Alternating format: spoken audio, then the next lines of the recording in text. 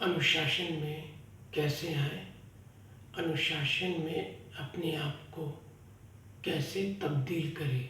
जी हाँ दोस्तों, अनुशासन यानी डिसिप्लिन। अनुशासन यानी कोई भी कार्य समय पर करना। जी हाँ, जिसे हम अनुशासन बोल सकते हैं। तो अनुशासन में हम अपने आप को कैसे परिवर्तित करें। जी हाँ, तो कोई भी कार्य अगर हम 10 दिन तक, कोई सा भी कार्य 10 दिन तक हम करते हैं और उसी समय पर, उसी क्षण में, जी हाँ, कोई सा भी कार्य हम रोजाना उसी समय पर, उसी क्षण में बिना रुके हुए सही मायने में एकाग्रित होकर पूरी कर्मठता के साथ करते हैं वह कार्य को, तो 11वें दिन अगर हम देखेंगे तो हम अनुशासन में आ जाएंगे और उस कार्य से हमें बहुत कुछ सीखने को मिलेगा। जी हाँ दोस्तों, तो अनुशासन में आने का ये सबसे बड़ा तर्क है। जी हाँ, अगर हम विद्यार्थी हैं और हमें पढ़ाई करनी है तो कोई सी भी दिन हम सुनिश्चित कर लें, रोजाना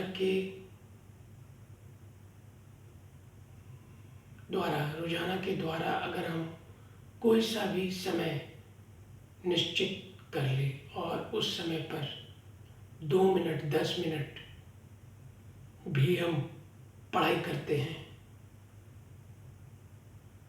आधे घंटे भी पढ़ाई करते हैं, 20 मिनट भी पढ़ाई करते हैं, लेकिन अगर हम पढ़ाई करते हैं, जी हाँ,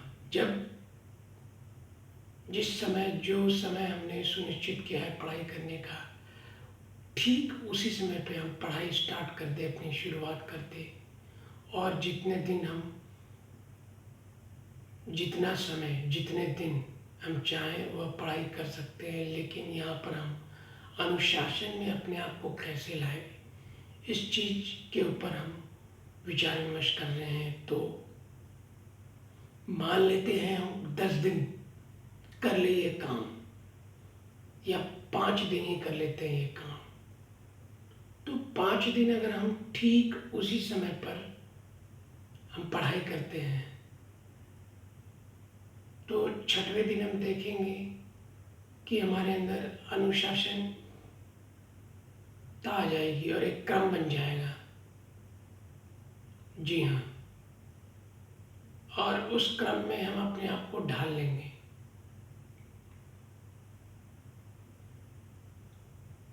या फिर एक डायरी बना लें, एक डायरी में सुबह से लेकर शाम तक आपने क्या काम किया, पूरी अपनी दिनचर्या को लिख लें।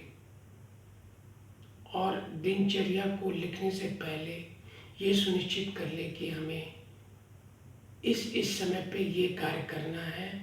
जी हाँ, हर कार्य के लिए समय दें, स्कूल जाने के लिए, पढ़ाई करने के लिए, खेलने के लिए, सोने के लिए, दोस्तों से मिलने के लिए,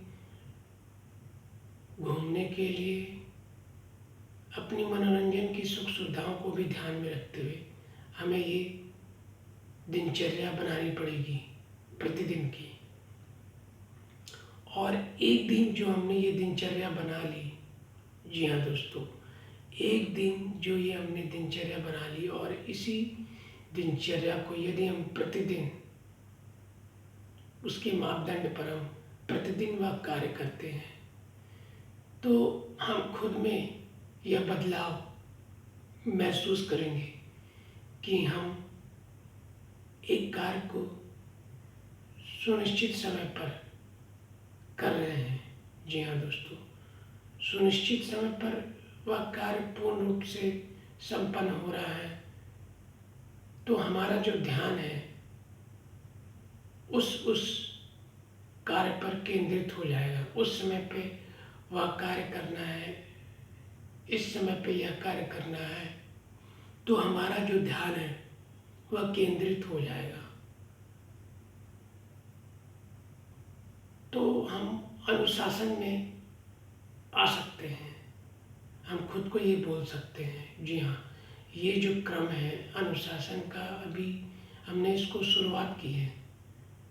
जो भी 5 दिन का या 10 दिन का हमने जो दिनचर्या बनाया और उसको 5 दिन या 10 दिन तक उसको हमने दिनचर्या के मापदंड पर उसको हमने पूर्ण रूप से पूर्ण किया, तो हम ये देखेंगे कि हमारे अंदर एकाग्रता आ गई है और हमारा मन उस कार्य में बखूबी लग जाएगा और हमारा जो ध्यान है उस कार्य पर, उस क्षण पर, उस समय पर टिक जाएगा। तो यहाँ हम देखेंगे कि हम अनुशासन में आ गए हैं। तो ये सबसे बड़ा गुण सूत्र है दोस्तों अनुशासन में आने का।